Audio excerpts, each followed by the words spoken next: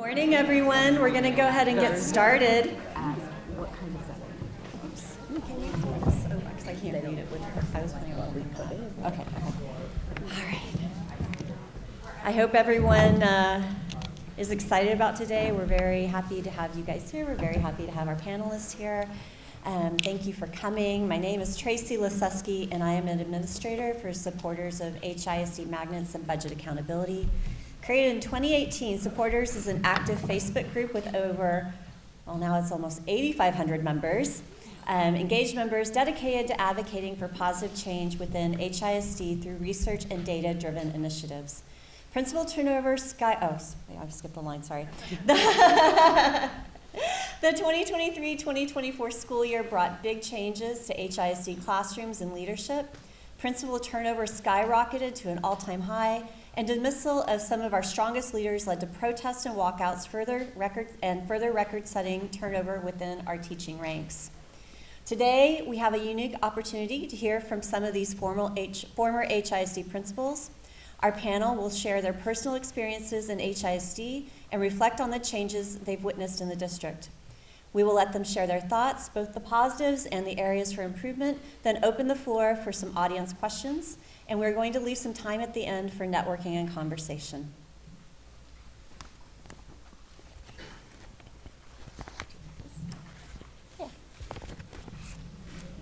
Hi, my name is Amy Maddox. I'm also an administrator of the Supporters Facebook group.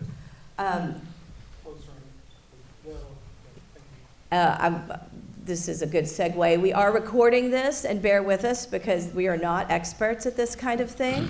And we actually have, bear with all of us because we have a couple of different microphones, one so you guys can hear us and one for the recording. Once the recording is available, we'll send a link to everyone who registered, and we'll post it in the supporters group, and you are free and encouraged to share it. Our panelists collectively have over 100 years of experience in HISD. Their full bios are in your program. As an aside, I want to say I only knew one of these people before this year, and I feel like regardless of anything, we in HISD are very lucky to have had some really great leaders, and we still have some really great leaders in our ranks that really are dedicated to HISD students. I'm going to introduce our panelists briefly in alphabetical order. They are not seated in alphabetical order, so if y'all could just give a little wave when I mention your name. Dr. Jessica Berry, former principal of Herod Elementary. Dr. Berry spent a decade in HISD, serving as an administrator at both Harvard Elementary School and at Herod. She has a master's degree in educational leadership and is completing her doctorate in ethical leadership. Gretchen Casper Hoffman is the former principal of Tanglewood, formerly Grady Middle School, and was with HISD for over 28 years, all in middle school.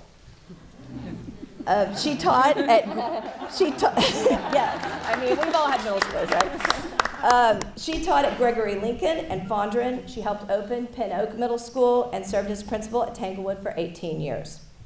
Sean McClish has served HISD for 11 years. He was assistant principal at Frank Black Middle School for 8 years. That's where I personally had the privilege of my kids benefiting from his leadership. And he has served the past 5 years as an elementary principal at the school at St. George Place. Dr. Leah Michelin is the former principal at Westbriar Middle School and has 20 years experience in education.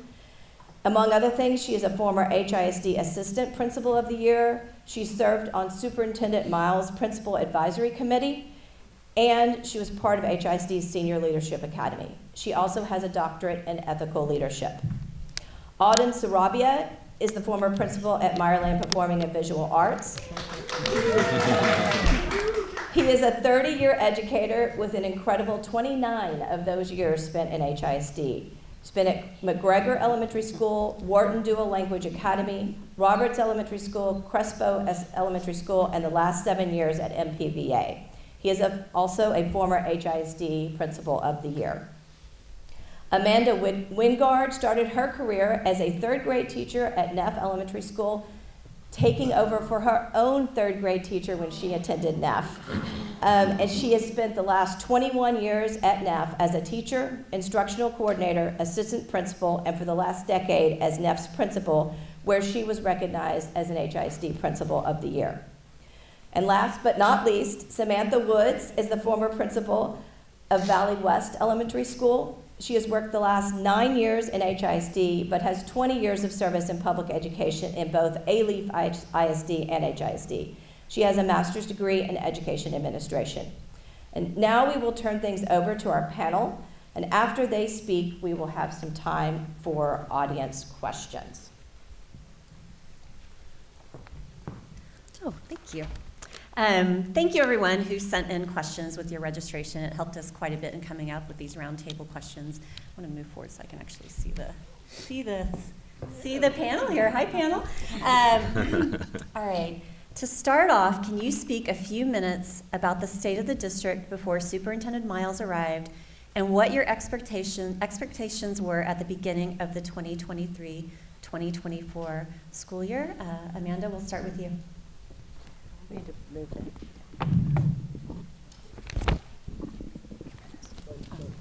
Yes, got it. Hello, good morning. Thank you for being here. Get that one pretty close. Okay, are we good? Okay, yeah, no problem. State of the district. Well, I was also on the principal advisory committee actually the year that the takeover started to happen, and then this past year as we got into it. So I had a good perspective when Commissioner Morath came and spoke with us in a small group setting and then a large group setting in March. I think we were all concerned, but also a little bit optimistic, honestly, and just maybe some of the things that we had concerns on where we were in HISD could happen and maybe move forward without so much, I guess, not infighting, but disagreement, and that we just felt like a lot of time, or I don't want to say we, I felt like a lot of time things weren't happening because there wasn't support by the board of the superintendent and vice versa. And so when Superintendent Miles came and spoke to us that in June of 2024 to kind of set his vision and expectations, I was cautiously optimistic because there were some changes and some things that I think needed to happen and that possibly would be able to happen, and wanted to give this change in leadership and dynamic a chance.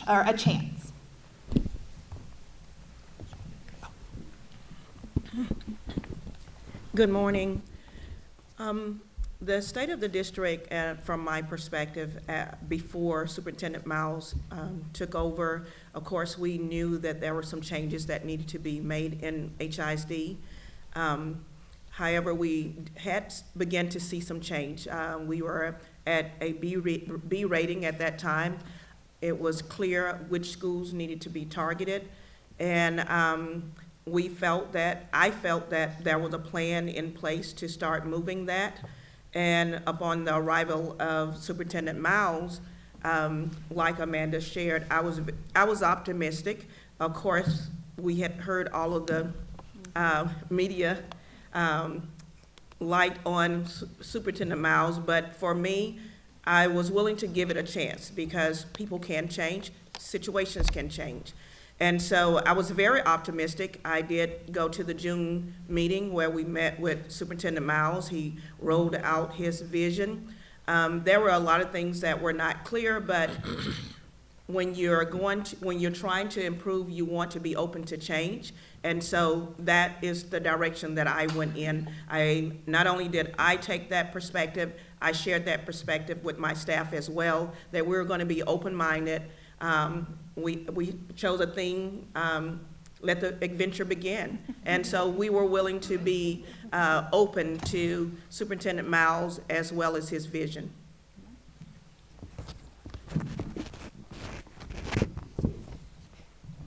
I feel like my thoughts are very similar, that I was optimistic that we would be going in a good direction. I think Mr. Miles has a way with his words of saying key words that sound like, hey, this is the direction we want to go, and we all want high quality instruction for all students. We want all students to grow. I felt like prior to Mr. Miles coming in, the district wasn't in a perfect state, but we were definitely moving in a positive direction. I could see consistency happening across the district, and in that June meeting, it sounded like a lot. It sounded like he wanted a lot, and he wanted a lot very quickly. But what he was saying wasn't horrible. It was mostly positive for kids, and a lot of, I'm going to take things off of administrators' plates so you can be in the classroom, so you can be impacting students. Those were not things that I saw take place at my campus, but. And we agree. But I think Amanda said it perfectly, cautiously optimistic that things could be going in a positive direction if the actions matched the words that we were being told in June.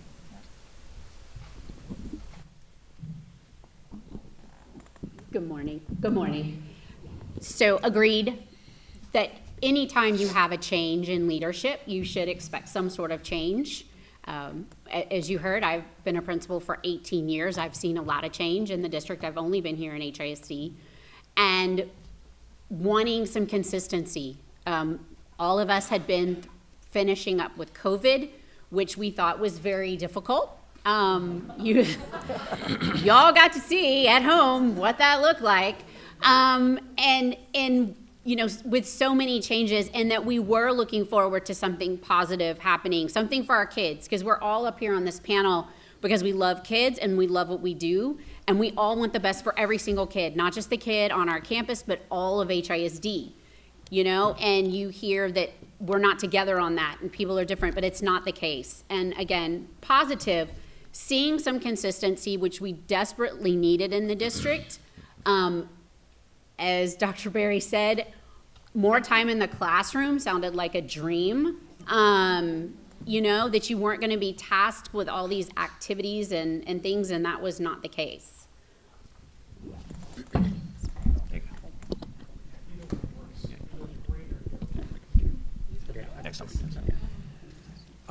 I will concur with what I've heard so far.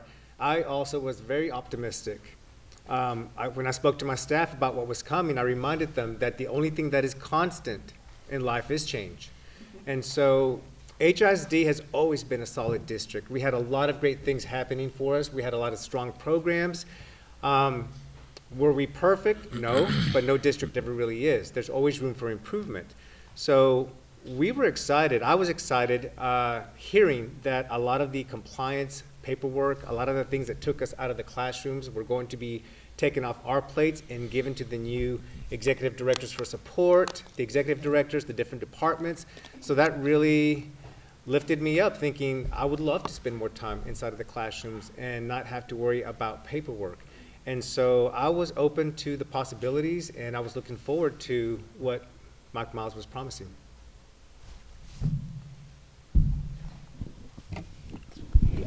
I was kind of in the same boat, you know, just at the, prior to Mike Miles taking the reins as superintendent in 23, 24, we had several years of maybe superintendents who had not been staying so long. I know there's Mr. Carranza, who was with us for a year and a half, and it was, yeah, kind of turbulent. And then I know that Dr. Lathan had been with us, you know, kind of this, you know, interim superintendent that had, you know, kind of year after year was never permitted to, you know, take the reins full time and moved on. I was enjoyed our time with Mr. House, who came for about 2 years. I really found him very personable. There was a big coaching. A lot of our PD was around coaching. I really felt good about the interactions that I would have with our central office. You felt valued, and that for the most part, at least the ones that I was dealing with, were supportive. I do remember when Mr. Morath came in March, I think, to talk to us about the changes that may be coming. Again, one of the things about HISD is there's so many amazing schools. There's award-winning schools, some of the best in the country.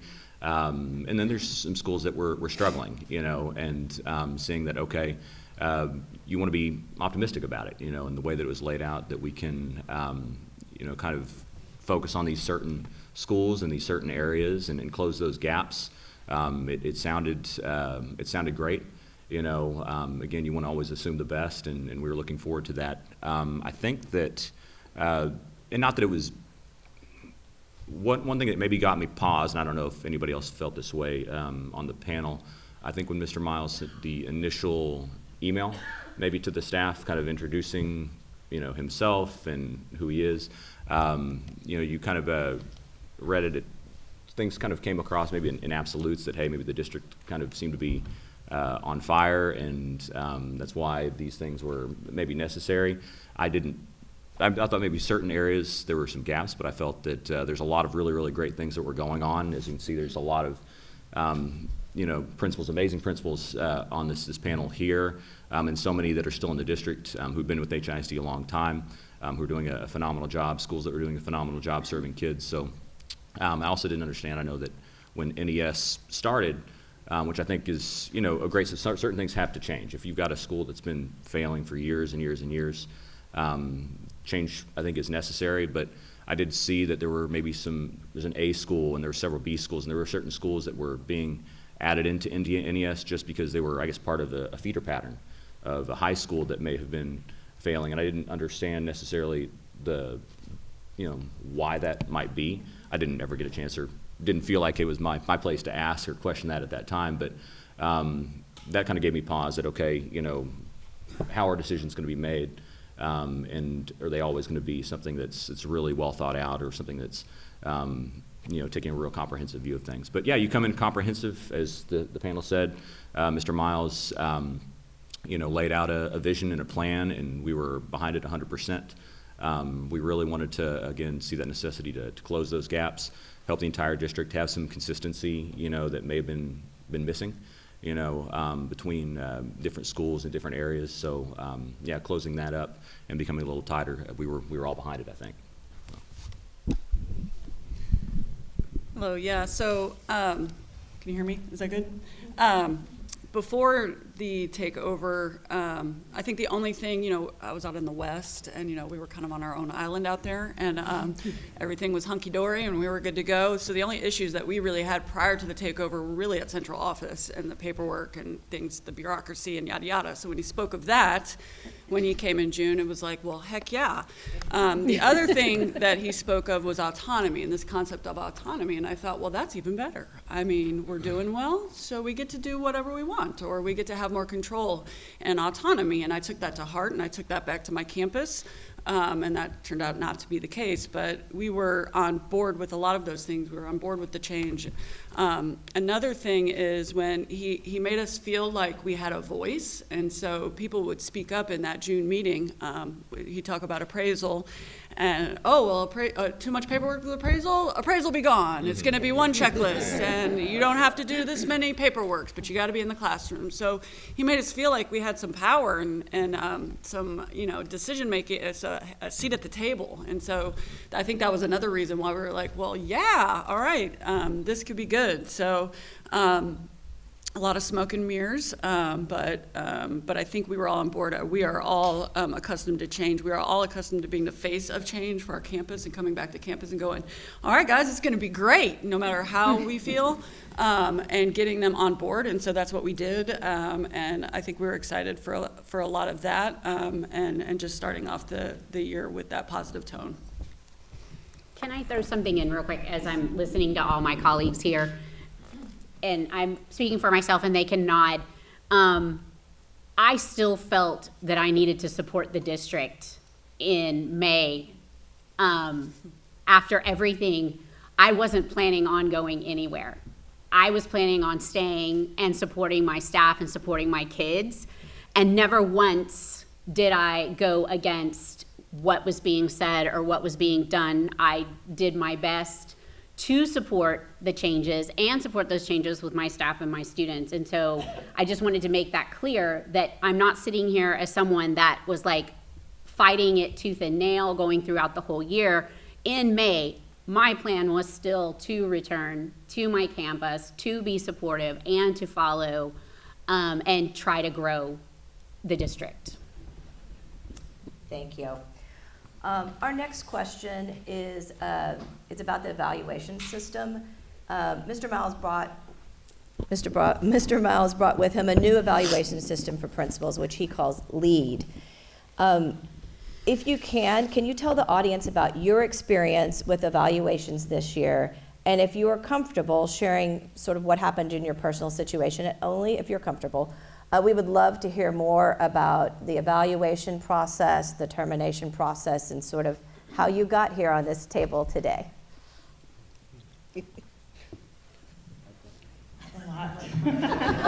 Sorry.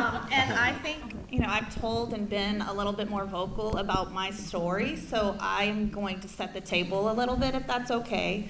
Everybody on this panel is actually in what is called the West Division, and there's a reason for that, so I want to give a little setup of that. We all had no notice that we were going to be asked to resign. We were completely caught off guard. I luckily was not on my campus, and I did it a little bit more on my own terms, but knew it was coming. Our direct supervisors, which are the executive directors, had no idea that we were going to be asked to resign. My own executive director called me that night to make sure that I did something that was due the next day, and I had to inform him about my being asked to resign. All that to say, I think where we all really struggled through this whole process is not being given the respect that we deserved with the experience that we had and the success that we had had at all of our campuses.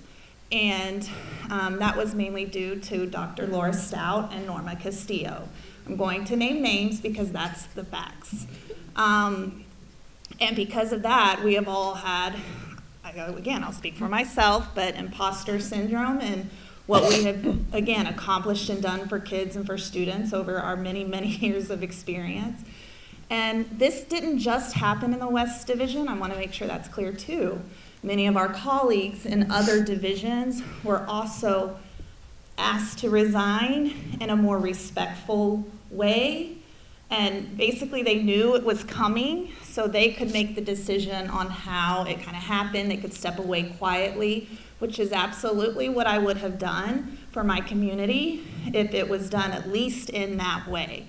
And at least if I had some idea, speaking to what Gretchen had said, if I at least had some idea that I was on thin ice and that I was doing something wrong. Because at the end of the day, and again, I think we'll get a lot of head nods. It's hard not to say we, but when all of this happened, you would have thought I was Mike Miles' ¡1 supporter, because I went back to my campus and I said, we've got to do this. This is some good. We need to change.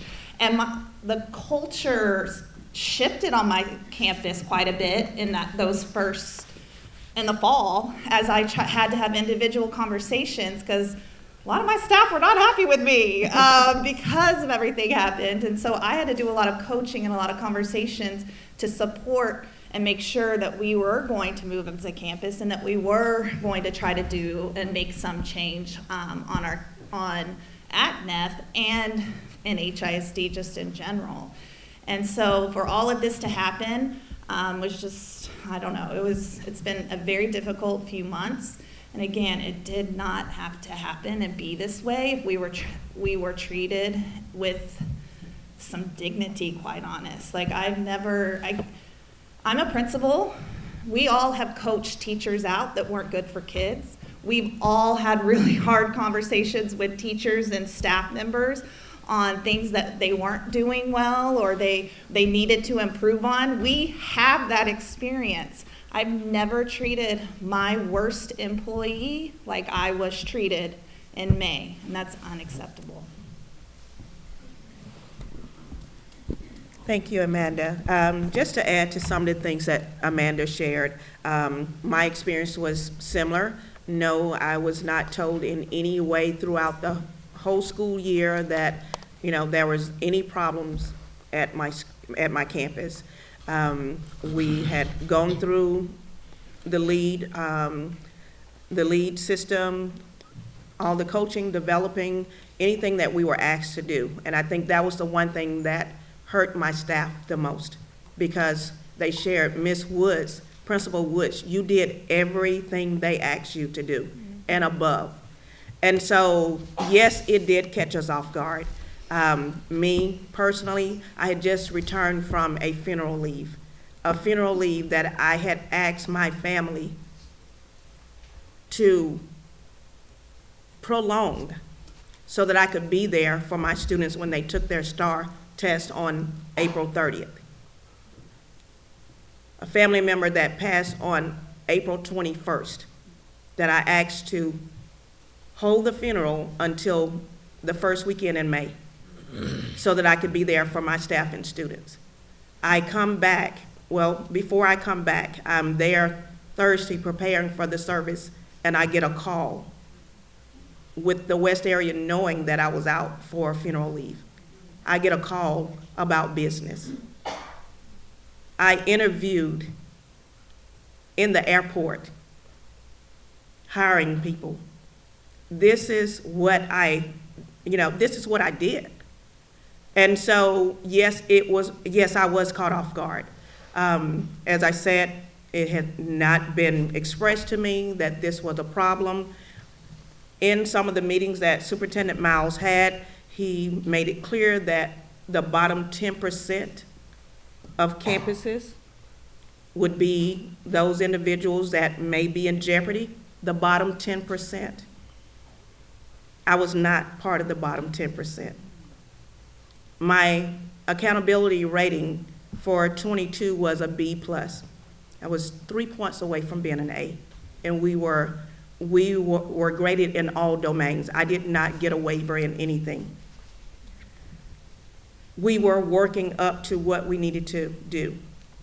Even in my middle of the year screener, I had four teachers that were at unacceptable rating. 4 teachers, that was 14% of my teachers. Our staff was doing what they needed to do. So to hear this, and as Amanda shared, even our ED, when I called him that day, I said, "What is this?" He had no idea. We had the same one. We had the same idea, ED, and he shared, I didn't know. I didn't know. So what kind of transparency is that? Dr. Stout had come to my school before I left for the funeral. She never said anything was wrong. There was no coaching and developing. I don't have a problem for being terminated if I'm not doing my job. I have no problem with it. I am very big on accountability. But that was not the case. My data at that time did not suggest what was shared with me in a meeting that was held with me, that my performance level was down. Regarding, you asked about the IRT, at that time, I was at Proficient 1. My last IRT visit was a 12.5 out of 15. I mean, and what I want you to understand, these are all educators. We hold 2, 3, some 4 degrees. And I'm not putting so much in that, but we didn't buy them. We didn't buy them. And we're certified. And we're certified. All of us. And have held the positions in order. Yes. And one thing that my former supervisors would be able to tell you, if it's someone that knew data, this girl knew data. I knew how to break data down. I knew where we were. I even knew what my score was, my what-if score was for the accountability rating that was not released. Why? Because I had already been in a meeting with HISD accountability, with the assessment team. I was 1 point under where I was the year before. I was at 86 overall.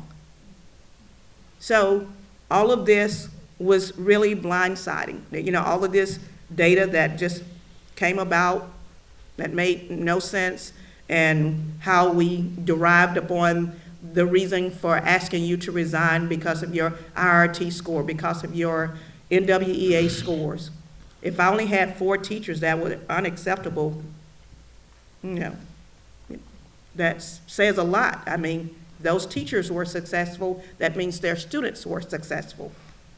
But all of this just in a cloud of smoke, all of a sudden, and that's where we were. I did not go to the extent my parents came. They wanted to, march. But we didn't do it, and then after everything, calmed down, I said, no, leave it alone. Leave it alone. Mainly because I needed to focus on what I still needed to do. We still had one IRT. I could have opted out, but my staff said, no, Principal Woods, we're going to do it because we've been doing our job. We did the fourth one. We had 11.34. I mean, make it make sense. It just does not make sense. So we went on. My staff did really well with NWEA. I have the data. Yes, before I left, I snipped everything. I have it. But that's the type of person I am, and my staff knew that. I document well. So we did everything we were asked to do. The district did not do what they promised to do. Yep. There was no data shared. Now, if it's 10% of your lowest, campuses, that's equivalent to 27 schools. There were more than 27 principals asked to resign or terminated. It didn't make sense. Even using the data that Superintendent Miles gave out in January with all of the schools listed with the score that he gave them, I had 104 schools that were lower than me, 104. So, no, it didn't make sense. But if you ask questions, then that was a problem.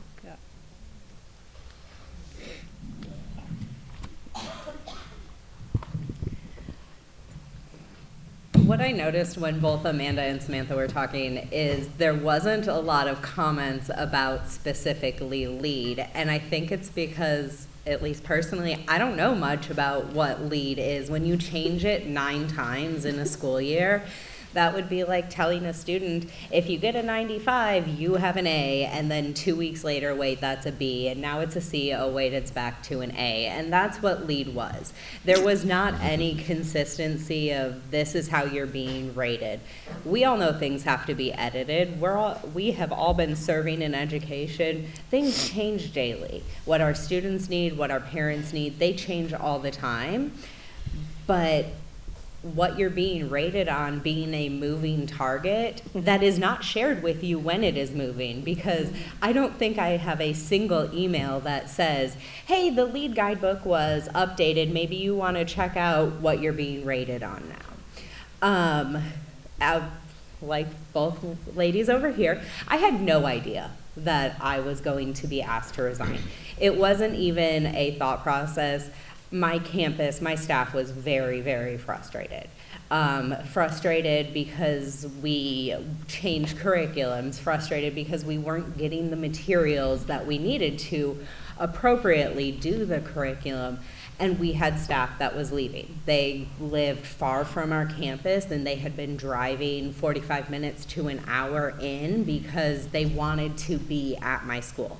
They wanted to work with these students. Some of the teachers that left had gone to Herod. Like, one of my teachers was in the first dual language class at Herod, had gone all the way through the program, and then came back to teach. And so that's the kind of community it was, and we had teachers leaving. Going into May, I knew we had a good amount of teachers leaving. We had about 43 staff members, and I knew we had 14 leaving. And some of them it was because life changes were moving. Some of them was because I can't do this with the district anymore, I'm not sure. And I spent a lot of time talking to the other teachers. Okay, this is what we're gonna do next year. This is how we're gonna do this. This is how I'm gonna support you. These are the community meetings we're gonna do. This is how we're gonna get PTO involved. And I got so many teachers to agree to stay. They were like, if you tell me you are not leaving, I will not go. And so I was like, I am not gonna go. So Norma Castile, because I will say her name and Dr. Stout's name every time, comes into my campus, and at that point I only had one AP who happened to be out had COVID.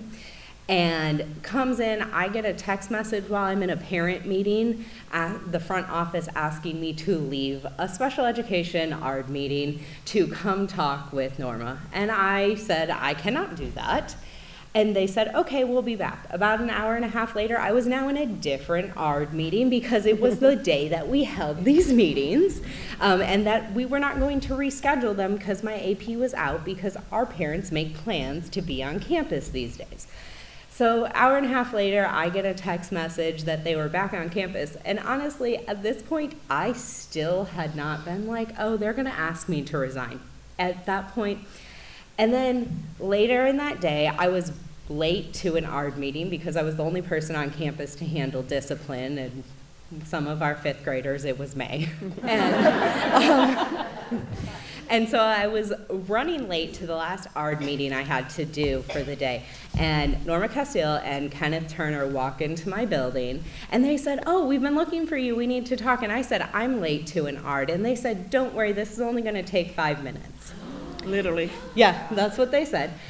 We walk back to my office, they hand me a request for my resignation and tell me, hey, you're gonna need to sign this. And I said, are you telling me you want me to sign this right now?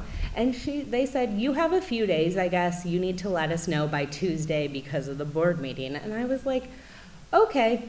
And then they were like, you can go to your meeting now.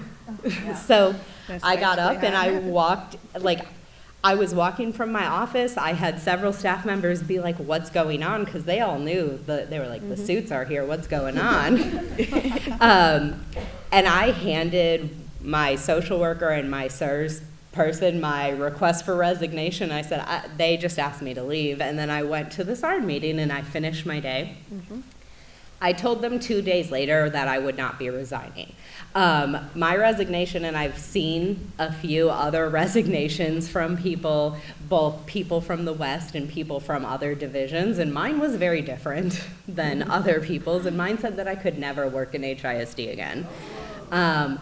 And mine, this was all, I had never been written up, ever, like ever from a teacher, and a week before this I had been written up for expressing my concerns, which is what my memo says, which is something that, it was expressing my concerns about special education.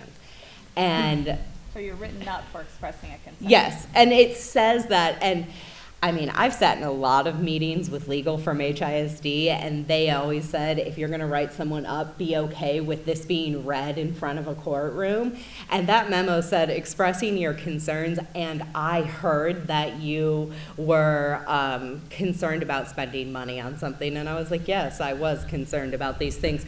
But I was written up by my direct supervisor, who was not present for any of these things, and then at one point agreed with me in a meeting that other people were in. It was a crazy thing.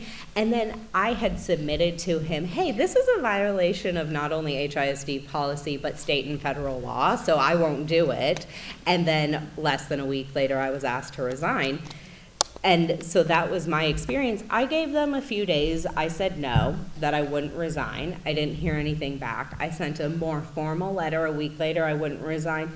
Didn't hear anything back. Waited a few weeks, and then I did speak to media. I did. I said, okay, you guys want to know what's going on? I can't get HISD to reply to anything. The first communication I sent to HISD was May 10th. The first time HISD replied to me was July 19th. And they replied to me finally, and that's replied to me and my representative, because I still never resigned. And they finally replied because I ended up moving. I got a job in a different city, and I'm trying to rent an apartment, and HISD won't give me my pay stubs, and an apartment needs pay stubs for proof of income. And so they finally did. It took them 3 weeks, but they finally did give me my pay stubs. But they're just making things so incredibly difficult and not treating people with any level of dignity. And that's really what it was. And I tried to get my staff to stay after they knew I was leaving, and I didn't, Amanda and I both didn't get to finish the school year, and I would guess specifically because we talked to media. Yeah. That would be my guess as why. But my staff, after I left, we went from 14 teachers leaving to 32. And last time I talked to anyone, the campus still isn't fully staffed, and that is horrible. And that's very sad to me. Because if you wanted me gone, that's fine. I mean, you could have done it appropriately. You could have treated me with dignity. It could have been a conversation or things I knew that were happening. But now you have over 700 kids starting school on Monday, and is the campus fully staffed? Did you put that effort in? Did you put special attention to all these campuses that you asked their leadership to leave to make sure that this already very short summer of planning, that these campuses are ready to start? Because it takes all summer to plan for the next school year, and making that 2-week earlier start really changes what you need to do in the summer. And my question is, did they make them ready? Do these new leaders on these campuses, are they prepared? Do they know what lead is? Do they know what they're being evaluated with? Because I still can't answer how I was evaluated. I never had a single observation. I never had a single conversation. I never had a single coaching conversation. Dr. Stout was on my campus 3 different times, and none of them were for coaching. All of them were because there was a tragedy on my campus, and she wanted to know if the student that experienced this tragedy needed a home because she was interested in fostering this child. That was the only communication that we ever had with her coming onto my campus.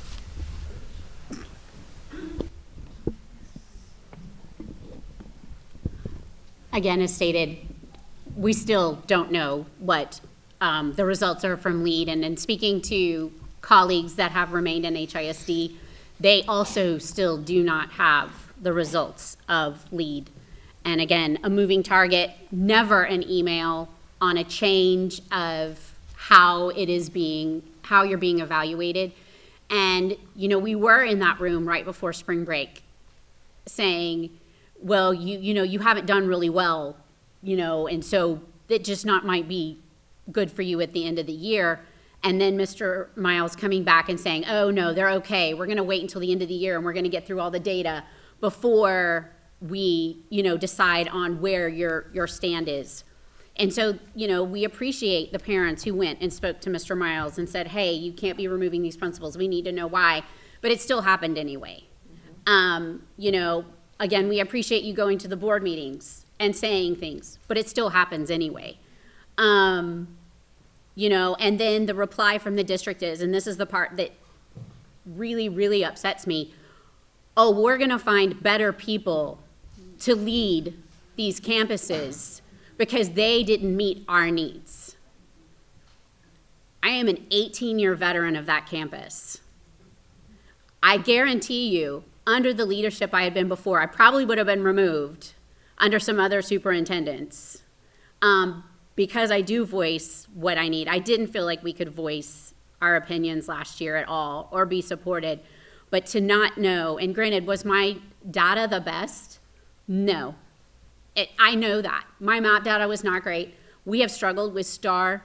I have seen as being on the campus, I have seen my demographic change in the past 2 years drastically, the demographic. And as an educator, you have to take the time to figure out what your demographic needs. Those kids need you to figure that out. And I was not given the opportunity to figure out what my kids needed. Again, Dr. Laura Stout was on my campus for 20 minutes. 20 minutes all year long. And I have never been so disrespected in my life. And the fact, and this is, I had kids doing novel studies. She said, is that in the curriculum? No, ma'am, I'm an international baccalaureate. We are expected to have our kids critically think. Therefore, we have novel studies. Well, I just don't think that's okay. Did not like anything I was doing on campus, but at the end, asked me for a hug because it was gonna be okay. It was not okay.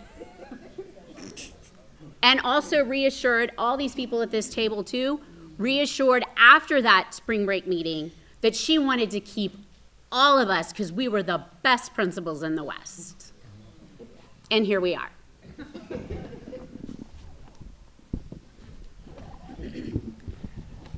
So I think the question was, what happened?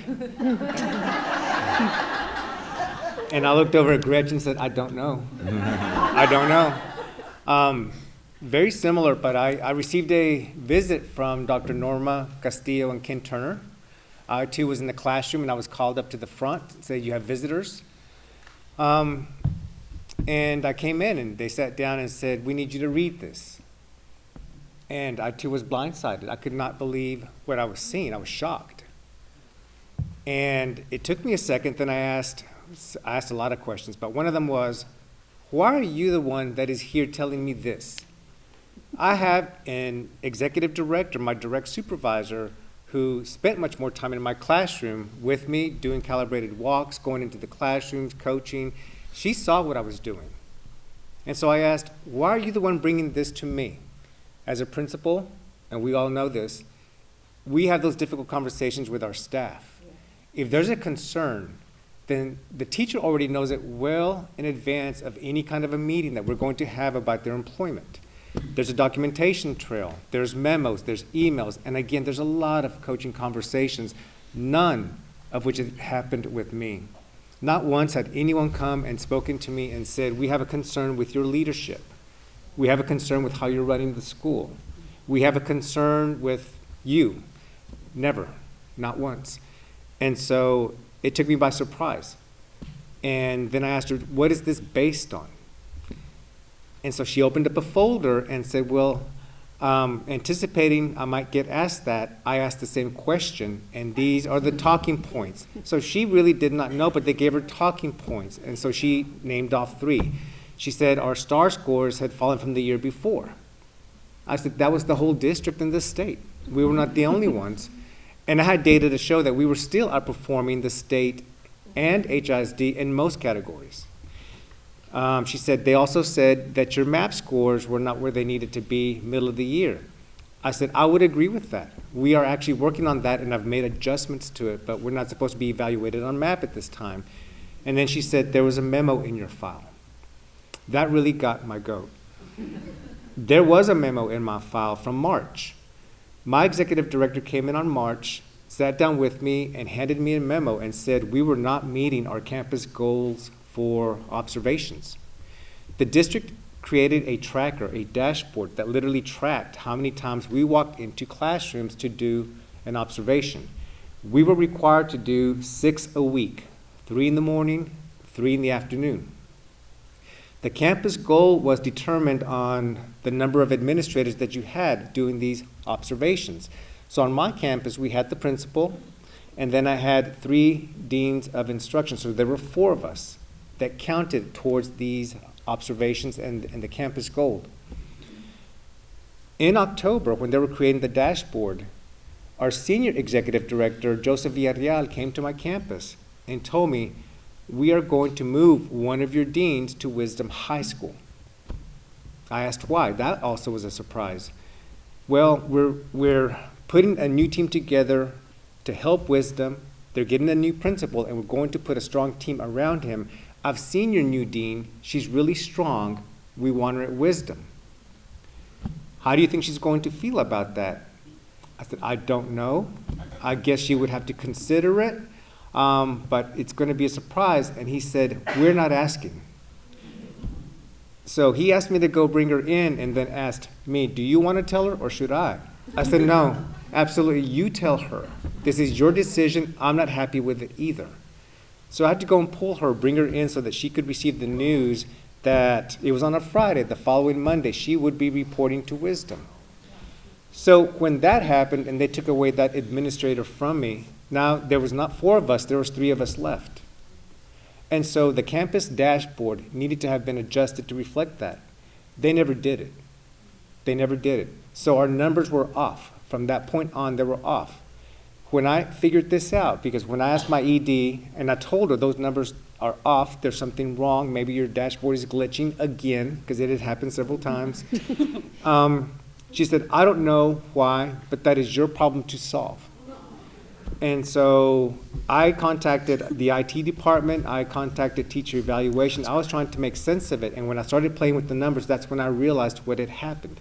When they took one of my administrators away, they never adjusted for that on the dashboard. And so it looked like we were not doing our observations on a weekly basis, even though they could go in there and look at each individual appraiser and see we were all doing them. We were literally doing hundreds a month. And so that was the memo that I received, and I pointed that out to Norma. She's like, well, I can't really speak to that.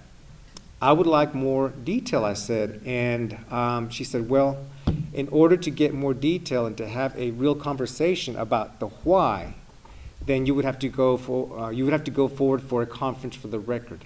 If you do that, at that point, your name will appear on the board agenda as someone who's being recommended for non-renewal.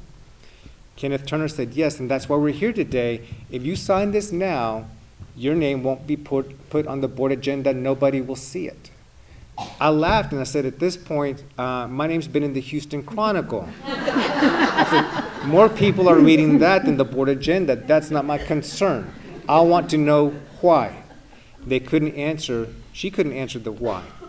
And so, yeah, I still don't know. My executive director, I don't know if she was ever aware. She ghosted me after that. The handful of times that we met, she would bring someone from West Division office, and it was usually to talk about either master schedule or end of the Y map testing or STAR testing. There were other things that we needed to talk about, but she never once tried to broach the subject about why this was happening to me. And that really surprised me, because I really felt that I had gained her respect. I had respected her, and again, I just thought, where's the common decency in having a conversation with me and asking me, are you okay? Because they knew I was not expecting this. I was not expecting this at all.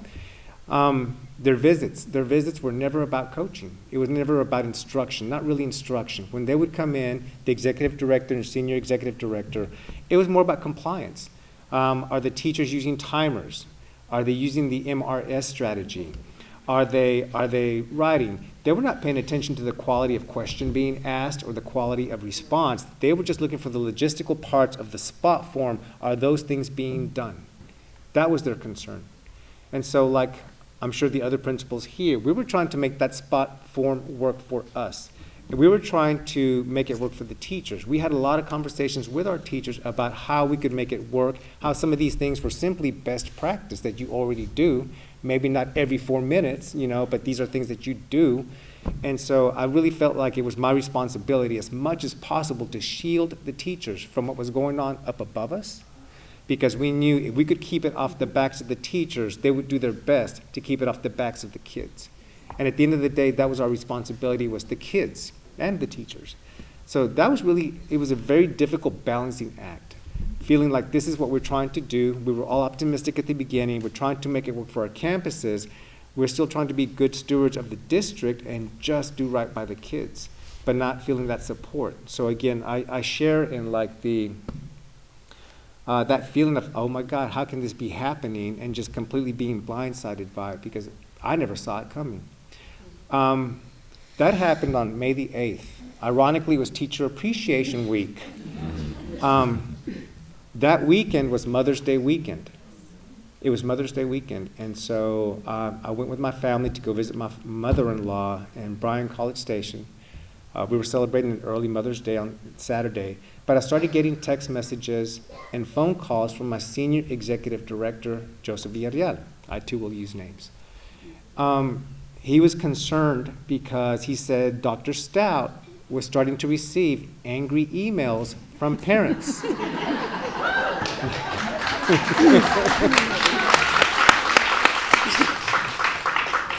And she wasn't having it. And so he wanted me to talk to my parents and my community and get them to back off. I didn't understand that. I said, no, they have every right to be angry, and I cannot control who they're going to email. Well, they love and respect you. They'll listen to you. I said, I'm not going to ask them to not be angry because you're asking me to resign my position. I mean, I was having a hard time wrapping my head around that. It's like, they have every right to be mad. I have every right to be mad. So he kept doing that and tried to coerce me into a decision that weekend. After going back and forth several times, I finally decided to stop, and I sent him and Dr. Stout and my executive director a long email memorializing that conversation because I wanted it documented that they were trying to coerce me into resignation and a decision when I was not ready. And when I asked him also, please, I just want to know why. Can you explain why? He said a couple of things that really surprised me. He said, well, we need a change in leadership. Why? Couldn't answer that. He said, you know, the sky's the limit for you. You can do whatever you want. It's not connecting for me. Then if the sky's the limit for me and I can do whatever I want, then why can't I stay here at Maryland, which is what I want, and continue to do this work? I agree with Gretchen when she says that our demographics were also changing. In the 7 years that I was at Maryland, we went from 7% emergent bilingual students to 26%. That's a huge explosion, and that really changes the way we have to teach. And when I would try to have that type of conversation with up above, they weren't listening. Because we are located very close to Pin Oak, and us and Pin Oak were in the same feeder pattern, they constantly wanted to compare us to Pin Oak. And I kept trying to point out, we are not Pin Oak. We have very different challenges. We have a very different demographic. You cannot compare the two. And this is why also a lot of what they were asking us to do with the spot form and having kids turn and talk and write and do these things every 4 minutes, that's not necessarily going to work for all students, especially if they're emergent bilingual and just learning the language. That's not going to happen. They need more time. They were not open to those sorts of conversations. They just wanted to make sure the teachers were doing what they needed to be doing and that we could check off the boxes. So it did surprise me. And they never really talked about quality of instruction with us. Our IRT walk, it was a red flag for me when the third IRT walk, Sandy Massey sent an email to all principals, letting them know these are the people that have been assigned to your campus. And if you are a Sandy Massey campus, prepare a couple of extra folders. I'm bringing more people. And then she listed the Sandy Massey campuses. There was 4 of them. Maryland was one of them. The other 3 were NES schools and then us. And so I wondered, why us? Why is Sandy Massey going to come to our school? She's like the mother of the spot form and the RT walk. And that was a red flag for me, but she came when I met with her that morning. She's very personable, very charming. You know, she has good positive energy. And so we talked a lot. She asked me a lot of questions, wanted to know what I wanted to do in my career. She sounded like she was encouraging me to maybe to think about taking a step outside of the principalship, but she was very motivating. And then she also let me know, oh, by the way, there's going to be 2 IRT teams on campus today. So I thought, wow, not only do I get Sandy Massey, I get 2 teams. So they did their walks, at the end pulled me in, and she was excited. She was thrilled. We had scored an 11, and this was with Sandy Massey. So that felt like a huge win, and she went on to point out and called out several teachers that had done an outstanding job. So when it came to instruction, I was feeling really good. As soon as that was done, of course, your executive director, senior executive director will contact you and ask you, how did it go? When I shared with them how it went, they were excited. I ran into Dr. Stout at a meeting after, and she's like, congratulations on your score. So again, there were no concerns that were being voiced to me about anything happening on the campus.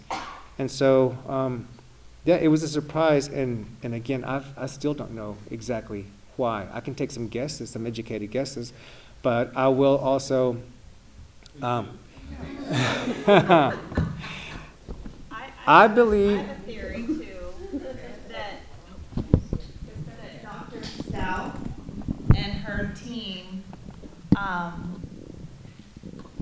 were reprimanded because they had not coached enough principals out of the principalship. And at the end of the year in April, well, who is returning or not returning from the West Division? And there was really nobody she could name versus the other divisions who did coach some principals out or had some principals that were going to resign on their own because they knew they weren't performing at the level that their EDs wanted to. So that's my educated guess. I will agree 100% with that. And also, a lot of us, many of us have been also in communication with each other throughout the summer. We formed our own like support group. We did to try to just make sense of it because we didn't know. We started comparing stories, and there were several of us that received a very random visit, unexpected visit from Dr. Stout sometime in April, where she quickly walked around our campuses, poked her head in a couple of places. When she left, Marland was upset and said, I didn't see what I needed to be seeing, too many people in their seats. I reminded her, we had a lot of subs on campus that day. As we were walking, she's like, well, what's this teacher doing? That's a sub. Okay, and she'd walk to the next classroom. Well, what about this one? That unfortunately is another sub. We ran into a classroom where the teacher was doing an amazing job with her students, had them up, they were engaged, they were doing a gallery walk. I said, hey, let's go in here. No. So she was really looking and poking her head in to see what was she seeing that she could poke at and say, that's not going well. And when she walked out, she said, this is all on you as the leader of the school. You're responsible for this. I said, yes, ma'am. I said, but we did have a lot of subs on campus today, but we saw some good things too. We walked into a classroom at the beginning of the year. They had told all principals they didn't want kids in the red zone, which meant no one setting off by themselves. And if somebody was, we had to be able to explain and articulate why. We walked into a classroom, and I had asked her, let's go in here. I've got a student teacher I'm excited about. We're probably going to offer her a position. The teacher has done a great job of coaching her. We walked into the classroom, and the student teacher was teaching and doing an amazing job. And I'm looking around the classroom, and I said, oh, the teacher's sitting over there with a little boy who needed a lot of redirection. I said, she's using proximity. She's keeping him on task. She told me I was making excuses for the teacher.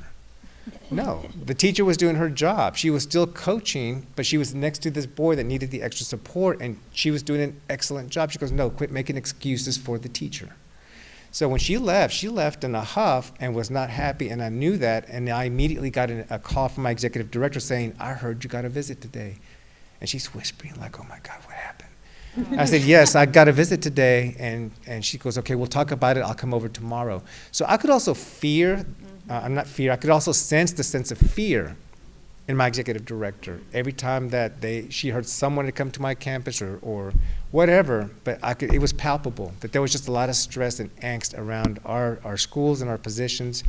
But yeah, I think that's something a lot of us had in common was a visit from Dr. Stout. Well, and it's completely a theory, but after the Houston Chronicle did that whole list, we got called in, I believe it was the Friday before spring break in the afternoon for a meeting to go over, from the West Division, to go over how we're all safe and they're going to work with us and we would, yeah, she has our back and we would 100% have heard from her if we're not coming back. And that we need to calm our communities down. That was the point of the meeting. Calm your communities down, tell them that it's okay. And I very specifically remember several people who are sitting on this panel, including myself, speaking out about how the West Division could support us. And one of what I said, it's hard for us to calm our communities down when they're not hearing from the district or the West Division. I can talk to my PTO and my parents all I want, and I can say, hey, no, I don't think I'm going to be fired, which is exactly what I told my parents because I really didn't think that. And Dr. Stout was very upset at the end of that meeting, and I think everyone on this panel spoke at that meeting. I was written up for that meeting. I was not written up for the meeting, but I did speak, and I think everyone did, and I don't think it's a coincidence. So let me speak on that meeting. First of all, so you will know me, I'm pretty much a nonchalant person. Don't have time for all the drama, what have you. However, as Dr. Berry shared, we were called over to the meeting for 2 o'clock. We had already been at Hattie Mae White that morning, so we had been away from our campus quite a bit. We got back to the campus, and then we received another notice to be at another location for 2 o'clock. Probably about an hour. About an hour. We had about an hour. I honestly remember getting some lunch and getting a text saying we had to be there. So we did go over there, and the meeting started out you know, with Dr. Stout sharing that, you know, of course, bring the community together. For me, I didn't know what she was talking about because I had not, you know, had any problems with community or anything. We, you know, we stay pretty chill over at the Valley. And so, as the conversation, you know, went on, it got a little rowdy in there. And I'm looking around like, wow, this is real right now. And, you know, I'm looking, hair was swinging and everything. And I'm like, this is real. And so she got very upset and she said, you know, and why are you all laughing? It was funny. It was unbelievable that this was actually going on. For me, I can only speak for me. It was unbelievable that this conversation had gotten to this point. And honestly, I felt it was a waste of my time. I could have been doing other things. I like to be on my campus. I like to be doing what I need to do. It was the day that we were getting out for spring break. You know, we had a lot of things to do. And here we are over here in this foolishness. And she's upset about it, but you started it. And she didn't feel supported. She didn't feel supported. I'm like, And you're talking about our contract. you lit that fire. We're not gonna get a contract. You lit the fire, ma'am. I don't, you know, no, I didn't get into the conversation or whatever. All I wanted to know was, how are we gonna fix this IRT situation that's going on? Because you're hearing from the panel, you're hearing from principals saying they didn't feel supported, they don't know what's expected of them. They're getting dinged because of these IRT scores. How are we gonna fix this? And instead, we got a whole crying, tearful situation, which, like I said, I don't do that. Why are we doing this? And so, yes, it was funny because I couldn't believe, here we all educators, and we're being diminished to this. It was not professional, it was out of character, and she started it. Yep.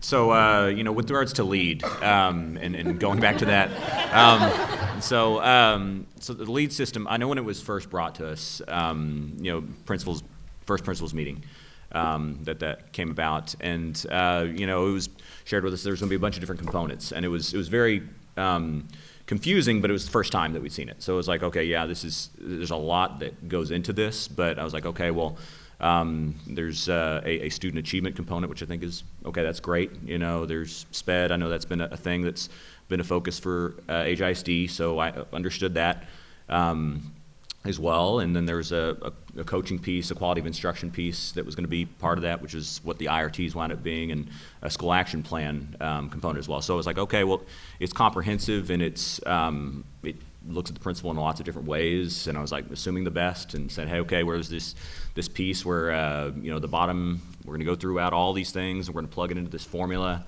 and then the bottom 10%, you know, may not be returning in the principal role next year. And I was like, okay, well, there's lots of different components, we're gonna get all the way to the end of the year, there's gonna be no one thing that may, you know, determine you know, your employment and your opportunity to lead your campus, so it sounded fair.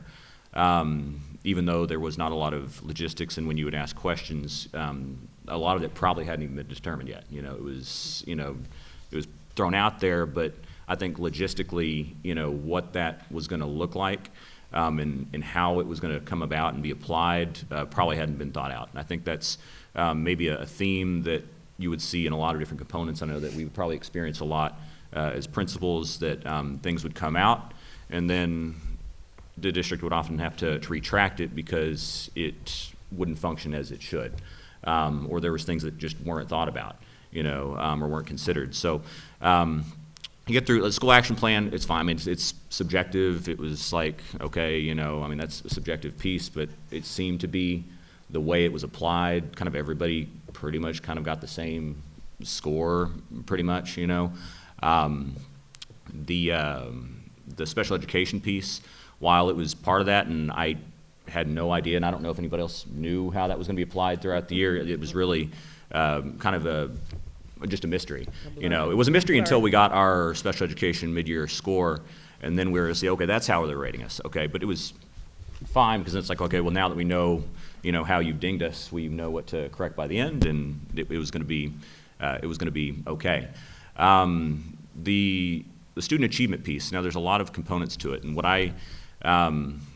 when we got to that March meeting, at that point, we had taken MAP testing, which is submittal of your measurement of student progress. We take it in math, in reading, and in science.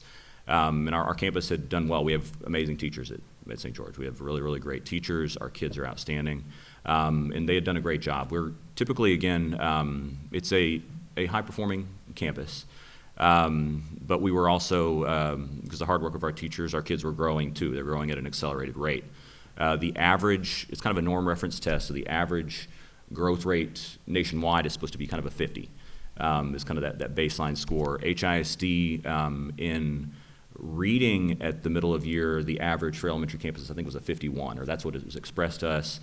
We were growing students, our median percentile was a 57, so we were growing kids at about 6 points higher than the district average. In math, the median growth rate was a 52. In HISD, we were at a 56. So, okay, we're growing kids, we're performing well, we're growing kids at an accelerated rate. There's another piece called DIBELS, which was something new as well, but our teachers did a great job with that. So our teachers were doing well. We had got our mid-year proficiency screener, which I know we can talk about that in a second. We were a proficient 2, which would have been maybe like a top 30% as far as student achievement. So we were doing well as far as student outcomes, and that's what my goal as a principal is. I want our students to grow and to learn, but I also want our students to love school, and our parents to be very satisfied and love and trust having their kids on our campus. And if we're doing those things, I feel like, hey, we're doing our job as a campus. We did IRT, so what that is rated with the quality instruction. That's where I wound up, not meeting the mark, quote unquote, or that wound up being where we ran into issues. So IRT, when it was rolled out to us, there wasn't a whole lot of good information about what that would look like, but we all just knew, okay, there's going to be some district folks are going to come onto campus. They're going to score 8 lessons, about 10 minutes apiece. They're going to come by and look at that, and then they're going to average all these 8 lessons, and they're going to give your campus a score, which is, tough because, again, you've got a deck of 52, let's say you got a deck of 52 teachers. They could go, to my top 8 teachers, and we could be the best school in the district, and they could go to some new teachers or teachers that may be struggling, and I may know they're struggling as well, and we could be, looking like, hey, we don't have good instruction here. So it was tough on that end. And the other piece that was difficult was that you started the year with, I think maybe it was like 75 different IRT teams that would, come in and score these campuses. So you have, it's not a repeatable process. And then I think maybe the next time, again, you're getting, maybe 45 different teams, but, because it is subjective, because there are that variable of the human application of this rubric, and this checklist, it's just not something that's repeatable. It's not something that's reliable. And it's not that it's bad, that, okay, it's bad to have, evaluations to, be a part of it, or, these walkthroughs to be a part of it. But if you are going to do it, I would want it to be something that, hey, it's something that is repeatable. You're cutting out, the number of teams to something that's very, very small, and something that's more evenly applied. Yeah, we got, I think all of us here received a email, I think it was maybe the Friday before spring break, maybe late in the evening, that we were, I guess, working to be proficient or something of that nature. Yes. And that, with hard work, we can be proficient by the end of the year. So we showed up at the district office the next day, and I guess there's a lot of us. There was 120 principals there who had been, I guess, received this email. And you would receive it whether you, I guess, maybe your in middle of year MAP scores were in the progressing range, or your IRT score for IRT number 2. So we guess maybe one walkthrough, if you were in that range for that particular walkthrough, even though it's, again, subjective in that nature, you would show up to this meeting. And I would see that there was just amazing principals there. There's principals who had led their campuses so successfully for, 10, 15, 20 years. And it's like, well, you know, if we're going to judge, you know, how well these principals have led their campuses for this long, campuses have been A campuses for a decade, you know, just have the trust of their communities, and just amazing schools based on one walkthrough, so to speak. You know, not even looking at, you know, what's happened over the many years at this campus. You're not looking at things, you know, in a comprehensive way. So there was a lot of confusion. I think there was a lot of, you know, bewilderment, you know, from us who went there. And then it was also bewildering because I think we were told, okay, so despite at the beginning of the year told that we're going to go through this whole process of LEAD, which, you know, did change 8 times, you know, and you were never told when or why or what was going on. It was like, oh, it changed. I wouldn't know. I'm sure they'll tell us. You know, no, that never came about. But yeah, we were told, I guess, if you are a progressing 1 on the next walkthrough, you would not be returning the next year. So it would be okay. That's troubling. You know, troubling given the fact that hey, we're going to be expected. What I was expected and anticipated, what was communicated, is that we're going to follow LEAD, but then we were told there that we're not going to follow LEAD. We're actually, that's not what we're going to do. We're going to do, hey, for whatever reason you 120 are here, whatever your next score is, if you're falling this range, you are going to be, you know, not returning. And then that's just rolling the dice again. It's like, okay, who's going to be on the IRT team? Which classes are they going to see? Yes. You know, I mean, we might do great, but, you know, in IRT2, that was, you know, we rolled the wrong dice, you know. But you're also looking at one of those situations, you didn't really find it out later, but, you know, the people who would come rate the campuses, I think they had been exposed heavily to NES lesson structure, and if you're using the slide decks, again, it kind of plays right into, okay, you know, these are going to hit the check boxes on the form if you just click through the slides. Being an IB campus, I know, Gretchen, we're an IB campus, so the idea is that you're teaching in an inquiry-based way. There's a lot of critical thinking. There's a lot of having students make connections between different content areas. So it's something that really solidifies for them. It's something that they can really connect to and connect deeply with. So it didn't really play necessarily into that. Regarding specifics towards the end, we had our last 2 IRTs. We had scored about I think an 8.5 on the 3rd one and an 11 on the 4th one. But that one didn't matter anymore because they had already made the decision at that point. Yeah, the day of, I saw 2 members of the West Division show up at dismissal. You're, you know, helping kids get a dismissal. I hadn't seen them on my campus all year long. And after hearing about some of the other things that are going on, it's like, oh, okay, you kind of anticipate the conversation that's going to be had. I was told it had to do with IRT scores. I was told it had to do with an accountability drop as well. I didn't understand that necessarily, and I told them I didn't necessarily understand that because we had been a 97 rating with TEA back in 2022, and while we did drop to a B with the, you know, projected ratings from 2023, that was something that was consistent statewide. It was something that was consistent district-wide.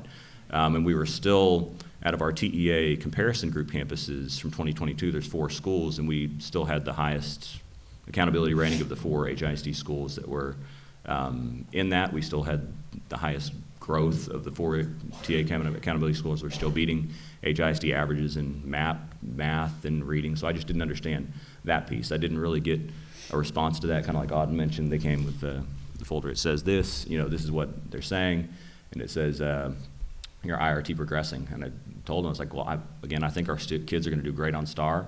Our teachers have done an outstanding job all year long. They're pushing them hard. I really, it's a shame that we're not going to get to the end of this process, and, you know, because again, a LEAD was not applied. You know, it was not something that really made a decision at the end. We didn't use LEAD. You know, it was something else. So it's there. It was changed 9 times, but it wasn't applicable. So I think everybody said a lot on that. There's just a couple things that I wanted to add. One, the spring break surprised the evening after the Stout meeting when it was in the Chronicle, and all these mad texts are going around like, oh my God, did you see it's there? And then our names are there. Oh my God, oh my God. And then I started getting there were like multiple times this year where we had like red flags, my ethical alarm bells were going off, and this was definitely one of them. And then I was getting texts from my ED, delete your text messages, delete your text messages. And I'm like, what? And I was talking to Anna, I'm like, what is it? She's like, don't delete a thing. And I'm like, wait. And then I was like, what did I do wrong? Like, did I do something wrong? Did I put it out? I didn't do anything wrong. What am I worried about? And so, yeah, deleted our group text chats because they were going to find out who leaked that information. Superintendent Miles leaked it. Yeah. As far as I'm concerned. Yeah, I wouldn't doubt it. I wouldn't doubt it. So that, and then the other aspect to LEAD that has not been mentioned yet is the target distribution, the bell curve. Never once could I wrap my head or my statistical mind around that system. And anything you read about bell curving in an appraisal system in a work environment is toxic, it's fear-based, it's crazy. So then you have an IRT, so you're bell curving. So no matter how well you do, there's gonna be people at the bottom. So I could be progressing 3 or whatever, 2, and still be at the bottom because we have to bell curve it. And so the thing about, I lost my train of thought, I'm sorry. But that you can bell curve that makes no sense at all. So no matter how well you do, you're gonna be at the bottom. That's not fair, that's not right, that's not how you treat people. And I would explain that to my staff, and I mean, like, when you're standing in front of your staff trying to explain some of these changes to the system, and they're just like, I mean, they're already not excited to be in a faculty meeting, but then they're like, wait, what? To my SDMC meeting, so this is the system, and this is why I was in the Houston Chronicle. Wait, what? It doesn't make sense. It's not good practice. It's not good, it's not ethical practice to rate people that way on a bell curve. It just makes no sense. So, so there were 2 areas that you would be, according to the proficiency screener, in jeopardy on the flow chart. Because yes, there was a flow chart with a stop sign at the end of it. Like your career landed on a stop sign. And Dr. Stott is like, I don't know why you don't feel supported. Like, are you crazy? There's a stop sign. We're talking about contracts. You can't tell us some people will get their contracts next week. Some people will not. And then she's like literally crying, and that was so uncomfortable. So the stop sign was either student achievement or quality of instruction. There was one of those 2 ways that you landed at the stop sign. And some were already at that stop sign because, oh wait, then there's gonna be this professionalism rubric that looks like it came straight out of a cult movie. You were not abiding by the systems and the programs of it was nuts. So that was the first stop sign. Then you made it to proficiency, student achievement or quality of instruction, and I landed in quality of instruction in the red zone. And so that's when I got the visit from Castillo. I didn't know the other person's name, nor had I ever seen him before. And when I asked them how they slept at night, because I had never seen them before, and nor could they tell me. And then they gave me some reason, deficiency of language, and I have it recorded. I'm like, deficiency of language? What are you talking about? Do you have me mixed? I think you have me mixed up with someone. Student achievement. I think you have me mixed up with someone. We're doing pretty well, and we always do pretty well. So I'm really confused. So it's the exact same thing that happened. My supervisor did not know. She was like, wait, what happened?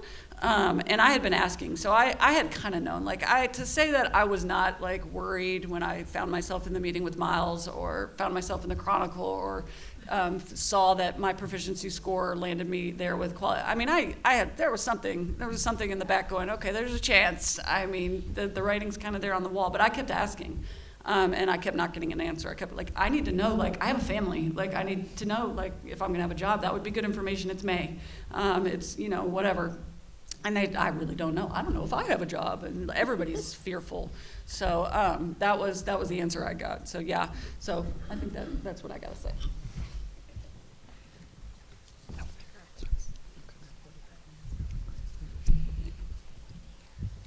Well, first, thank you all. We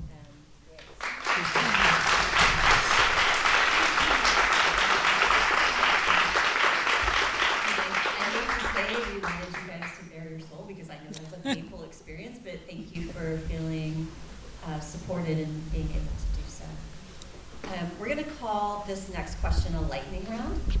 Principals, we talk a lot. I mean, Yeah. that was the meat of what we wanted Yeah. to gather you guys here for today, so that is fine, but we're gonna hold a lightning round. The next question, one or two sentences, you know, like kind of AP style, short sentences.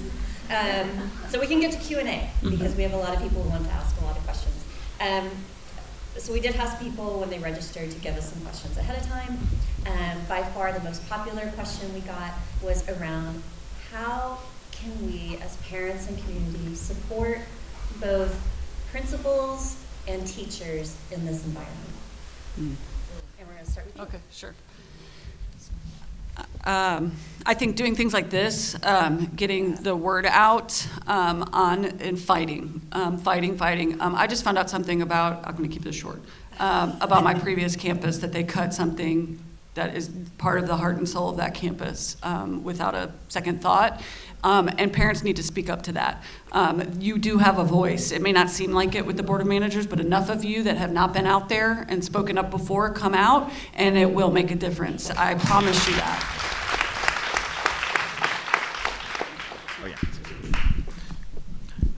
I think that that's exactly right. You know, just I know it made such a big difference for so many schools, so many kids, so many communities. When I know after the spring break list came out, and those who came to speak, and those who have done their research and really educated themselves on what's going on.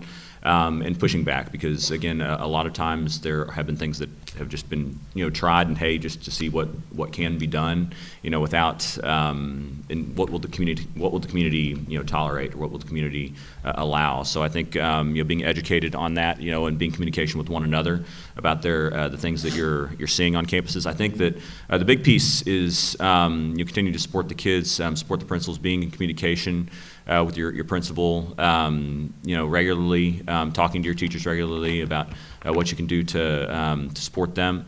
You want to make sure that, again, if the principals are only hearing from, you know, central office, and they're not accountable to you as families, and accountable to your kids, they're missing a big piece. So making sure that your voice is always heard, and your needs are always heard, and your principal's getting that from you, and they're able to balance that, because again, our jobs as leaders are to support our kids, support our families, and make sure that again we're continuing to grow and meet your needs, because we're here for you. We're here to serve you. You all, the kids, are our product. You know, their growth. Academically and personally, our product, and our support of you, and you having a place where you love having your kids is the key. That's the key to our job. You know, so making sure that the principals don't not hear that or don't forget that. And that just consistent communication with them is going to be key. So you have a spot in the room and a spot in their head when they're making decisions for campuses.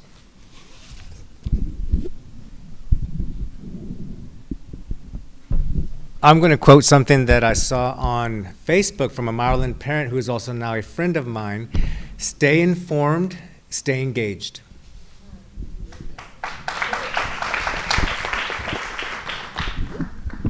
Again, making sure, a lot of you have spoken to the Board of Managers, but making sure that different faces are seen in front of the Board of Managers. Also, you know, again, like Mr. McLish said, let your principal know that you're supporting them and you know that they're struggling and that there's a lot of stuff on their plate. But those EDs, those senior EDs, those superintendents, as we stated earlier, they can't handle you.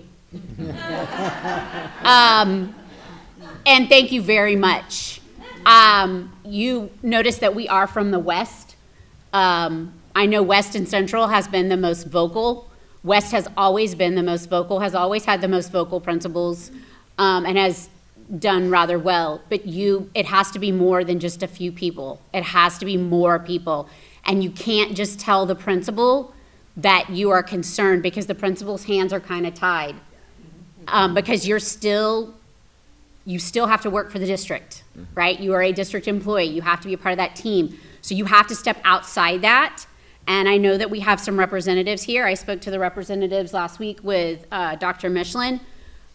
Going beyond that, it has to happen. It has to happen, and it can't just be the Board of Managers. It has to go above and beyond that.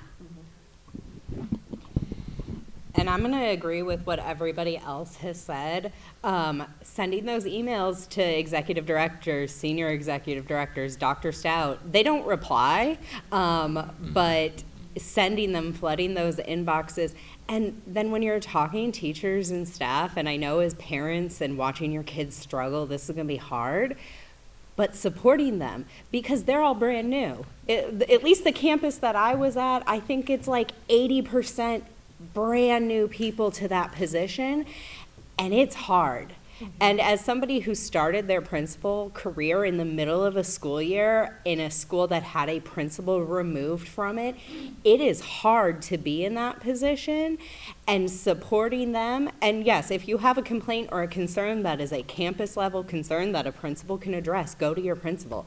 But if it is something that a principal can't say anything or do anything about, go to the people above them, because the principal can't change a lot without being fired, because that's where we all are. We all tried to make change and we were all asked to leave or terminated, and that staff is going to need some support, and they're going to need, even if it's just handwritten letters, thank you for what you're doing, because those really make a difference.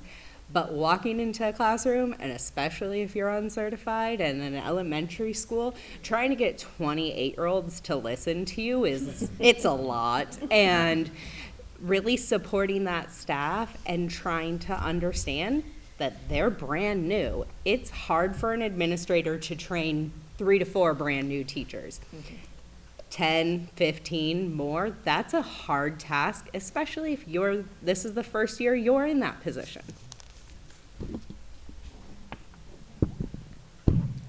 One thing that I'm going to add for parents, as you've heard already, principals are already in a tough situation. I've had an opportunity to hear from some principals, and it's already started with the fear.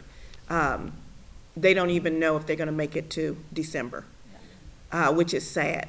And I want you to know, because I don't want you to, I told you already I'm not this teary-eyed person and everything. We all landed on our feet. We did. We landed on our feet. He wasn't expecting that, but we landed on our feet, as we should. We're great principals. We landed on our feet. However, you have to look at what has happened, and you cannot allow it to get cold, because if you do, it's going to happen again. There are other principals, there are other teachers that you have to be concerned about, because this is going to affect your children. You heard in my bio, I came from A-Leaf ISD.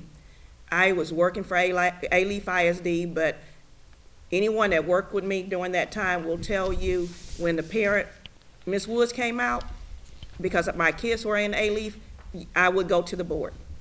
If there was something that I did not agree with, just because I was a teacher in the district did not negate my responsibility as a parent. I built on parent centers. The parent centers that you have in A-Leaf ISD, I was on that committee as a volunteer that created that system where parents can come in. Parents are needed. If you want your students to be successful, parents are needed. And then going back to, don't allow this to go cold. How all of this was handled, it was not handled according to Texas Education Code. I'm letting you know, I've done plenty of research this summer. I was a paralegal before I came into the education field. It was not handled according to Texas Education Code. The terminations, the resignations, the written notices that did not happen according to Texas Education Code. If it did, we wouldn't be sitting here, because we would still be going through. And if you all want to do anything, you're going to have to go back to your city officials, to your state officials, and you're going to have to, constantly push for accountability. I don't have a problem with accountability. When I was in a campus, that was my job. I needed to make sure accountability was there, that I was held to accountability, that my teachers were held to that. You have to do the same thing for your superintendent, for your board of managers, for your EDs, because it's going to affect your kid's life. Mm-hmm. And I have to stress that, I'm no longer a part of Harris County. My husband and I moved from Harris County in March of this year. But I'm telling you, as a community member, as a parent, when we were raising our 4 kids, yes, we were there. We had some say-so on what was happening in the school districts that we were paying our taxes to, because you're actually their bosses. And you need to understand that. You're their bosses. Your tax dollars paying them.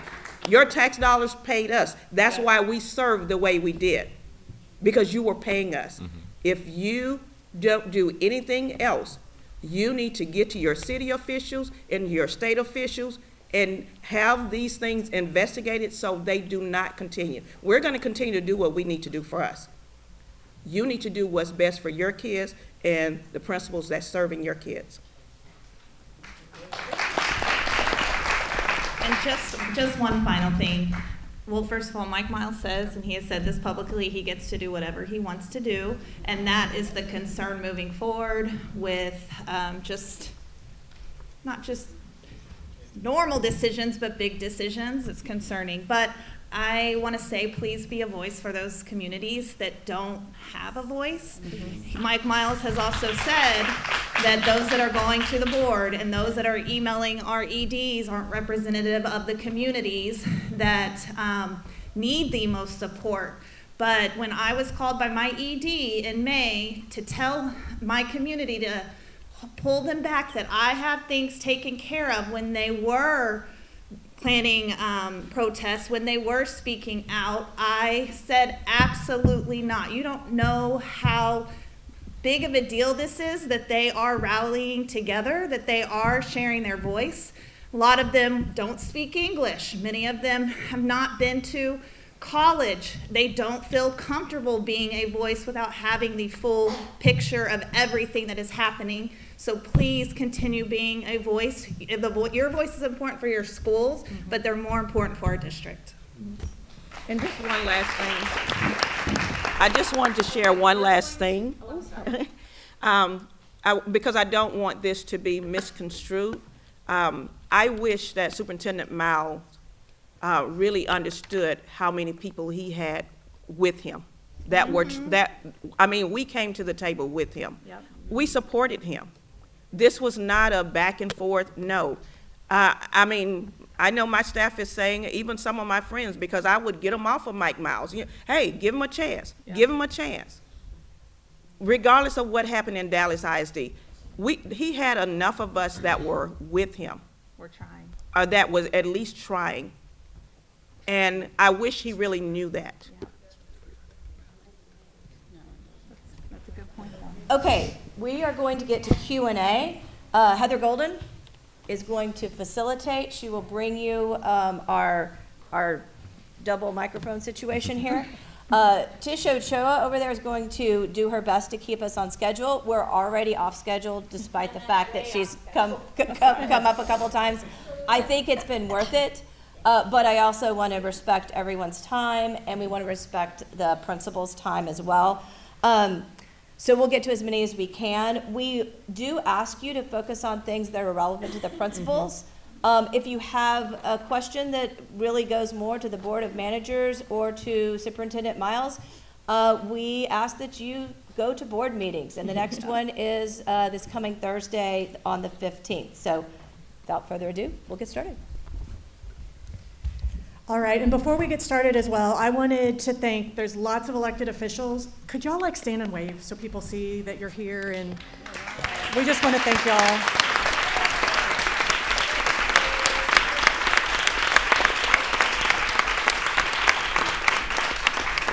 Thank you for being here.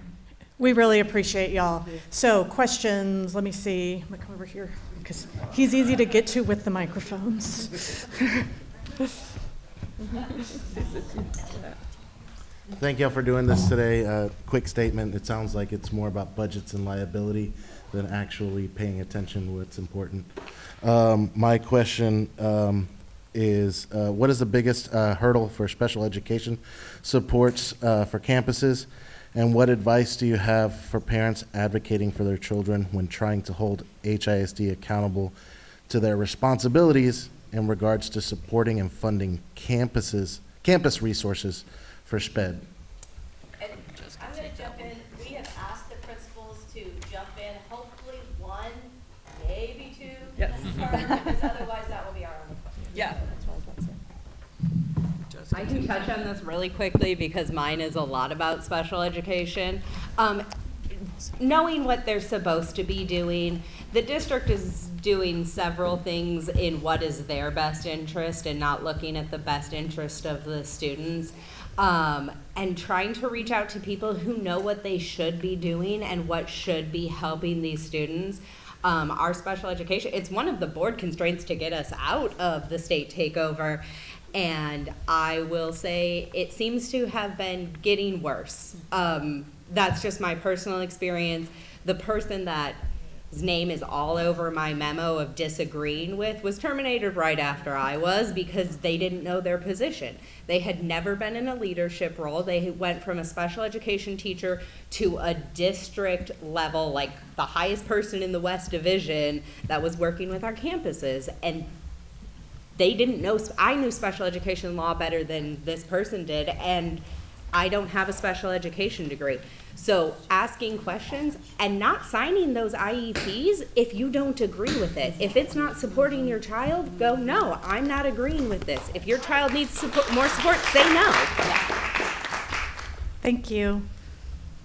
Hi, we hear a lot about closing gaps, achievement gaps on campus. Can you speak about how the district is looking at that and how you were trying or think how you perceive closing gaps on your campus, achievement gaps? Is that the right way to phrase it? Go ahead. You go.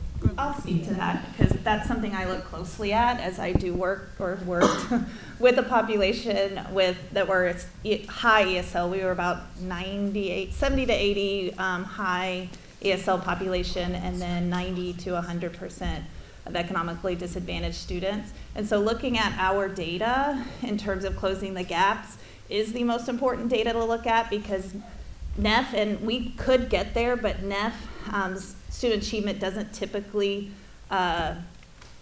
score very high. But where we did score high this year and what we have to look at in terms of our successes for our school is the progress students made in English and a second language on an exam that is very high level. So if a student is, say, in third grade English and they don't score high, but how are they doing in fourth grade? How are they doing in fifth grade? How good of a job are we doing to close that gap from them being an ESL learner so when they get to middle school and high school that they have a high rate of success? Hello, my name is Eddie Bassian. Okay. And I'm a former teacher at Askew Elementary School on the west side. Thank you. I brought my son here who is high-functioning autism that went to Walnut Bend because they didn't have a program for high-functioning autistic at my former school. And I visited my former school yesterday just to say goodbye and to wish them a good, school year. And my baby did not see my name on the door, and he got emotional because that's what happens when those things happen at those times. I'm going to be an International Leadership of Texas in Richmond, and I'm taking him. He was my main decision why I made that decision, because I wanted to be the music teacher, but I had to think of his needs first. And I knew that he could not handle the NES that they was trying to start for that school. He just ordered out of that the program of the SLC Trek class, and I knew that he wasn't good. He would have to come with me if I stayed at Askew, and I know that he was not going to be able to handle that. My question to these principals, because I had the highest MAP test growth score in the entire school for the middle of the year and the end of the year growth. And so when my principal found out that I was leaving, he had the conversation with me and was basically, why? You are what we needed for this. And I said, I can't do this because my integrity will not let me sleep at night for what it is. So my question to you all, what conversations did you have with those high-performing teachers that had to leave? How did that feel? It was hard. I'll take this one. Because Askew's, that was my feeder pattern, so. Can you hear me? Yeah. There were a lot of those conversations, a lot, and many of them, almost all of them, during this whole spring process would come up to me and say, are you staying? If you're not staying, I'm not staying. Are you staying? If you're not staying, I'm not staying. I had my department chair that was a high-performing, obviously, well-respected teacher on the campus, almost in tears, telling me she had to make the hardest decision because they love that community. Every teacher on our campus loves our community because it's so special. Tell me in tears that she just can't handle it anymore. Her mental health, and I think that's what people don't understand. Like closed achievement gaps, I have goosebumps. High achievement, high performance culture. The mental health that is being neglected in this situation. My social worker, in tears also, pleaded with our executive director of support, and I have this recorded, telling her that it's the worst situation of mental health that she's seen on our campus ever. Yeah. And that is the concern. Yeah. That is the concern, the culture. And so the conversation I had with that teacher was, you do what is best for you. You do what is best for you. That's what's most important, not this position, not the spot checklist. You do what's best for you and your children, period. If that's here, great. If it's not, great. You do you. And I had that conversation over and over. I'm still having it. They're still texting me. Please take me with you. And the response that she got to that conversation from the executive director of support, I was appalled. I'm sorry you feel that way. I'm sorry you feel that way. We'll take that back to our people. No, you're not. Don't even try. So thank you for what you did. Thank you for standing to your truth and your ethics and doing what you need to do and doing what's best for your son. So thank you. I'm gonna be real quick here. One, since Laura Stout's name came up, we had a unique perspective at MPVA because her son was at the school. She never engaged as a parent in any of the organizations, so I'll throw that out there. My question is, as these key principals, what are our rights as parents in visiting classrooms in the school during the school day?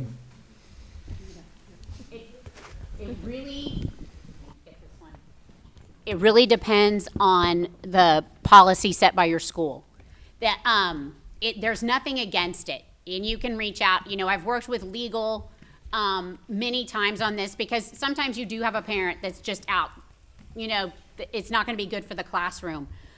It really just depends on the campus and what the campus has set up. For my campus, it was always just give me 24 hours notice, right? Let me have 24 hours so I can let the teacher know that there's going to be a parent in there because, sometimes there's just a dynamic. It's like you have teachers that will spend all day talking to 200 kids a day. I'm the same way. But then a parent comes in the room, you're like, and it's not that they don't know what they're doing. It's just one of those things to prep them. But again, it depends on the policy of the campus. I can probably guarantee you that under this administration, you're going to be told no, which is unfortunate. And if I don't make myself heard, the community and parents, and I said this last week, have been taken out of the equation. And this is absolutely unacceptable.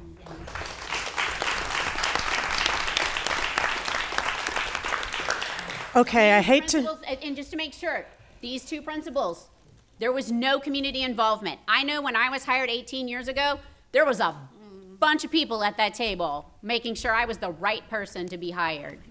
Make sure you're there.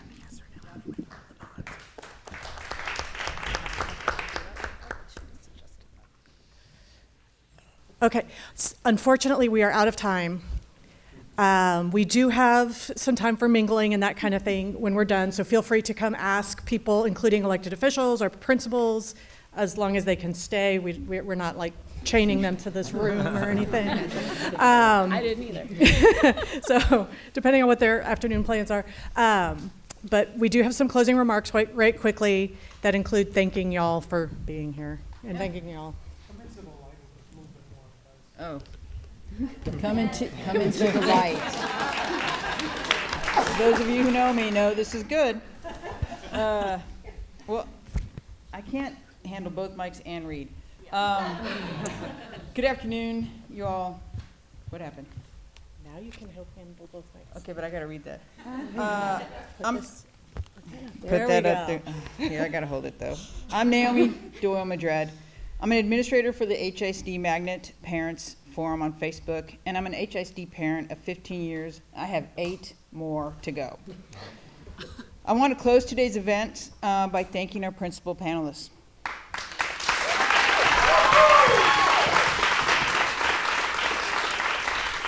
If you don't know, some of this was personal for me. They were truly a gift to our schools and our communities. We wish the best for their future and maybe their return once this takeover is done. I want to thank the organizers for today's event, my colleagues. This is a remarkable group of moms. It's who we are, trying to help our school district succeed. Thank you to those of you who took the time to join us this morning. I think it's clear that we support our principals, and we need to continue to support them. I hope that you leave here today with a plan on supporting our schools and advocating for what is best for our students, our children. There's a Board of Managers meeting on August 15th. We must continue to be present and speak out at these meetings, and I look forward to seeing you there. I want to thank our elected officials who joined us here today. I think we stood already. We thank you for your continued advocacy and support. When you checked in today, you were given a few note cards to share your thoughts with your elected officials. Please get them to your electeds and or their delegates during the networking time, or if your elected official or delegate is not here, consider mailing your card to them. And like Heather said, feel free to stick around for a bit to chat. Get involved this legislative year. I went off script, Tracy. Get involved this legislative year. I think that's really important that we show up in Austin as HISD, wear our shirts, wear our school shirts. For a year, I have been fearful of wearing an MPVA shirt. You know what? It didn't matter. So I'm back to wearing purple. I made my family wear purple. Together, we will make a difference. Thank you so much, guys. Thank you. I think so, like total group therapy.